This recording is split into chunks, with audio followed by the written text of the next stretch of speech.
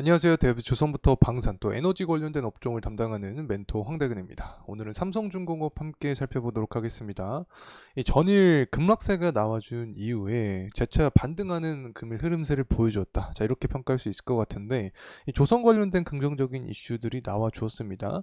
하반기에 코스피가 이 3,000포인트를 넘을 것이다라는 그런 이야기가 나와주면서 이러한 배경에는 조선주다. 이 조선주가 하반기 시장을 주도할 것이다라는 그런 기사가 나와주면서 조선주 전반적으로 활색을 띤 그런 하루였다라고 말씀을 드릴 수 있을 것 같습니다. 그래서 금일 영상을 통해서 과연 이 조선주가 정말 하반기 상승장을 이끌 수 있는지 함께 체크해보는 시간 갖도록 하겠습니다. 자, 그리고 나서 사실 삼성중공업 같은 경우에는 이 펀더멘털 측면적도 그렇고 이 산업적인 측면도 그렇고 이 상승에 대한 모멘텀이 더 많이 남아있는 그런 상황인데 이 원유 재고량 자체가 좀 높게 나와줬습니다. 그렇기 때문에 이 공급이 늘어나니까 유가가 하락을 해주면서 이 주가 역시 하방 압력이 아직까지 남아있는 상황이다. 자, 이렇게 말씀을 드릴 수 있겠습니다. 뭐 지난 영상을 통해서도 제가 설명을 드렸던 내용이긴 하지만 유가는 삼성중공업의 주가가 굉장히 직접적인 영향을 주죠. FLNG와 관련이 있기 때문에 어쨌든 이런 요소 때문에 이 삼성중공업의 주가도 억눌리는 현재 모습을 보여주고 있다. 자, 이렇게 말씀을 드릴 수 있습니다. 하지만 이러한 부분이 중장기적으로 계속 이어나간다라는 건 아니겠죠. 특히 5월 31일 날 주요 일정이 잡혀 있는데 관련된 사항이 무엇인지 한번 체크해보고 상반기 주요 일정의 흐름 체크해보면서 앞으로 가격적인 부분에서 어떠한 모멘텀을 받을 수 있을지 금일 영상을 통해서 풀어가는 시간 갖도록 하겠습니다. 구독과 좋아요 부탁드리고 금일 영상도 끝까지 시청해주시면 감사하겠습니다. 자, 우선은 금일 수급적인 측면을 봤을 때 눈여겨볼 수 있는 사항 자체가 외국인을 볼 수 있을 것 같습니다. 최근에 이 거래일 동안 매도 물량이 좀 많이 나와 주었는데 금일 같은 경우에는 매집세로 전환을 해준 모습을 보여주었습니다. 그와는 반대로 개인은 소폭 매도 물량이 나와 주었다. 개인 같은 경우에는 어떻게 보면은 그냥 간을 보고 있는 상태다라고도 표현할 수 있을 것 같습니다. 자, 하지만 기관 같은 경우에는 꾸준하게 매도 물량이 나와주고 있는 상황인데 이 전거래일과 비교했을 때 물량 자체가 10분의 1 정도밖에 되지 않기 때문에 매도 물량 자체도 줄어든 상황이다. 어떻게 보면은 긍정적으로도 해석을 할 수 있겠죠. 자, 연기금과 사모펀드는 이제 매집세로 조금씩 전환이 되고 있는 상황입니다. 특히 이 사모펀드 같은 경우에는 제가 수급 주체를 파악할 때 좀 중요하게 보는 사항이긴 합니다. 49인 이하 소수 집단이죠, 사모펀드가. 그래서 이 사모펀드에 자금이 들어왔다라는 것 자체가 긍정적인 시그널이 될 수 있다고 설명을 드렸습니다. 그래서 이 사모펀드 같은 경우에는 앞으로 어떠한 시기에 매집세가 좀 강하게 붙을 수 있을지 금일 영상을 통해서 풀어나갈 예정에 있으니까 꼭 집중해서 시청해 주시면 감사하겠습니다. 자, 금일 전반적인 이야기 진행을 해보려고 합니다. 이 하반기 3,000피 간다. 코스피가 3,110까지 전망이 되고 있는데 여기에 주도주가 바로 조선과 철강이다라는 이야기가 나와주고 있습니다. 뭐 제가 기사 내용을 정확하게 다 읽어보진 않은 상황이긴 하지만 예측을 좀 해보면 결국에 하반기 뭐 중국 경기 회복이 되니까 철강도 그렇고 조선도 그렇고 관련된 혜택을 받을 수 있다. 뭐 조선 같은 경우에는 이제 수주 물량 때문에 혜택을 받을 수 있을 것이다. 뭐 이런 이야기가 나올 것 같은데 실제로 내용을 한번 체크를 좀 해보도록 하겠습니다. 뭐 코스피 지수가 최대 3,110까지 예상이 되고 있다. 자, 이런 이야기가 나와주고 있는데 이 상승장의 천병은 조선주다. 관련된 이야기 진행을 해보죠. 지수 상승기엔 기존 주도주의 영향력이 커지는 것이 일반적이다. 자, 이런 이야기가 나와주고 있는데 하반기 주도주는 조선주가 맡을 것이다. 관련된 내용은 근거 자체가 일단 주요 3사다. 주요 3사가 13년 만에 동반 흑자를 기록을 했기 때문에 이러한 영향으로 인해서 조선주의 수급이 쏠릴 것이다라는 이야기가 나와주고 있습니다. 특히 12개월 선행 주가 수익 비율이죠. PR이 16배로 2015년 이후에 가장 낮은 수준에 머물러 있기 때문에 이 수주 잔고적인 측면, 실적적인 부분과 비교했을 때 밸류에이션 매력도가 있다라는 이야기를 해주고 있습니다.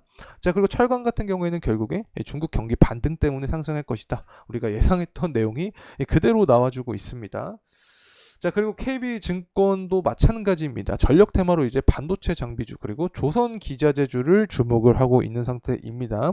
제가 어떤 말씀을 드렸냐면 이 조선주랑 조선 기자재 업체가 특징이 있는데 이 사이클적인 긍정적인 이슈가 나와주면 조선주에서 조선 기자재 업체로 수급이 이동한다 이런 말을 드렸죠. 그래서 이 결국에 조선 산업의 이 수요가 커지는 것 자체가 기자재 업체에게도 긍정적인 영향을 준다는 점 말씀을 드립니다. 그리고 최근에 조선주 전반적으로 좀 좋지 않았습니다. 삼성중공업도 마찬가지로 주가의 하방 압력을 많이 받았던 상황이었는데 블록딜 사건이 있었죠. HT, 현대중공업 관련된 좀 안 좋은 이야기가 나와 주면서 전반적인 조선 수급이 빠졌다. 자, 이렇게 말씀을 드릴 수 있습니다. 그렇기 때문에 외국인의 매도 물량도 좀 강하게 나왔던 시기였다라고 설명을 드릴 수 있을 것 같습니다. 뭐 제 개인적인 견해긴 하지만 HD 현대 같은 경우에는 쪼개기 상장을 굉장히 많이 하죠. 한국조선해양부터 해서 현대중공업 그리고 현대미포조선 또 최근에는 현대힘스와 현대마린솔루션까지 계속해서 상장을 하는 행위 자체가 과연 주주 관점에서 옳은가 좀 의문점이 들긴 합니다. 이렇게 상장을 계속하게 되면 주가 부양이 좀 힘들어지는 측면이 존재를 하죠. 그래서 HD 현대가 이렇게 계속해서 하는 행위 자체가 잘하고 있는지 좀 의문이 들긴 합니다. 자, 그리고 이제 유가적인 측면 함께 살펴보도록 하겠습니다. 보라색 선이 이제 삼성중공업의 주가, 그리고 지금 제가 보여드리고 있는 이 캔들이 유가의 흐름세입니다. 유가와 삼성중공업의 주가는 비례해서 움직이는 경향이 큽니다. 뭐 100%는 아니지만 그래도 우리가 지금 눈을 통해서 확인할 수 있듯이 비례해서 가는 경향이 크죠. 이 부분은 결국에 유가는 LNG 수요를 증가를 시킬 수 있습니다. 자, 근데 이 조선주 중에서도 이 삼성중공업 같은 경우는 FLNG 강세가 있다고 했죠. 글로벌 발주량을 예를 들어서 이 세 대로 치환을 해보겠습니다. 이 중에서 두 대가 삼성중공업에서 나옵니다. 자, 그 이유는 좀 간단한데 이 계약도 삼성중공업에서 따내는 이유가 일단 신뢰성이 바탕이 되어 있습니다. 자, 우리도 어떤 제품을 살 때 혹은 음식을 살 때 신뢰가 보장이 되어 있는 상점에 가서 상품을 구매를 하죠. 자, 이거가 마찬가지로 삼성중공업에 적용이 되고 있는 겁니다. 신뢰도 데이터가 계속해서 쌓였기 때문에 글로벌 발주량 중에서도 삼성중공업이 대부분 차지를 하고 있는 거고 계약도 대부분 일어나고 있는 거다. 심지어 기술 격차가 굉장히 많이 나는 산업이기 때문에 앞으로도 글로벌 발주에서 삼성중공업이 계속해서 높은 점유율을 유지를 하지 않을까 개인적인 생각을 하고 있습니다. 어쨌든 FLNG가 유가와 관련이 있기 때문에 앞으로 유가가 상승 전환을 해주는 타이밍에 이 삼성중공업의 주가도 이 상승 탄력을 받을 수 있다 이렇게 설명을 드릴 수 있습니다. 자, 그래서 최근에 단기적으로 봤을 때 유가가 좀 지지부진한 모습을 보여주고 있는데 왜 그러냐면 일단 5월 22일 날 원유 재고가 나왔습니다. 예측했던 것보다 실제가 더 높은 모습을 보여줬죠. 공급이 늘어났다라고 해석을 할 수 있습니다. 이 원유 공급이 늘어나니까 유가가 하락을 하는 거죠. 앞서서 말씀드렸지만 비례해서 움직이는 경향이 있다라고 설명을 드렸죠. 유가가 하락하니까 이 삼성중공업의 주가도 하방 모멘텀을 받았다. 자, 이렇게 해석을 할 수 있겠죠. 하지만 제가 지속 강조드렸던 부분이 바로 중장기적인 관점이었습니다. 5월 31일 제가 주요 일정이라고 말씀을 드렸죠. 이 제조업 지표가 나오게 됩니다. 정말 경기를 알 수 있는 지표가 다양하게 있는데 그 중에 하나가 제조업 지표죠. 이 제조업 지표가 예상치보다 또 실제가 높게 나와준다면 3월부터 4월, 5월까지 흐름이 비슷한 흐름을 보여준다면 결국에 기름에 대한 수요가 증가를 할 수 있겠죠. 이 기름 수요가 증가를 하면 당연히 유가 역시 상승 탄력을 받을 수 있게 되는 겁니다. 자, 그리고 나서 또 우리가 또 긍정적으로 생각을 해볼 수도 있다라고 좀 여겨지는 게 이 원자재 가격이 상승을 해주고 있습니다. 철광석 가격이 상승하는데 결국에 수요를 바탕으로 철광석 가격도 증가를 해주는 모습을 보여주고 있는 거죠. 그만큼 경기가 살아나고 있는 모습을 보여주는 게 이 철광석 가격의 흐름이 아닌가 또 생각이 듭니다. 그렇게 되면 앞서서 말씀드렸던 내용과 또 똑같습니다. 경기 회복되는 모습 보여주면 원유 수요가 또 증가할 수 있게 되죠. 그래서 원유가 증가하면 유가가 증가하면 삼성중공업 주가도 상승 탄력을 받을 수 있다는 점 말씀을 드립니다. 자, 그리고 나서 이 후판 가격에 대해서 좀 이야기를 해보려고 하는데 24년 상반기에 후판 가격 협상이 있다라고 말씀을 드렸었죠. 그래서 제가 비교를 했던 사항이 바로 23년 하반기였습니다.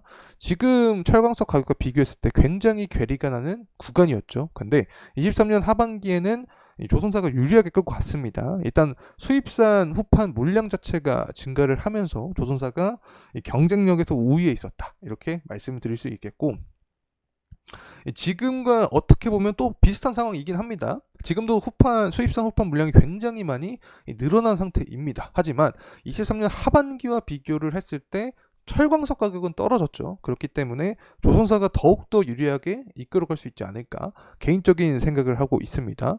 자, 그리고 또 여기서 한 가지 더 신뢰도가 높아지는 게, 제가 직접 주주총회 갔다 왔죠. 여러분 아마 다 보셨을 거라고 생각을 합니다.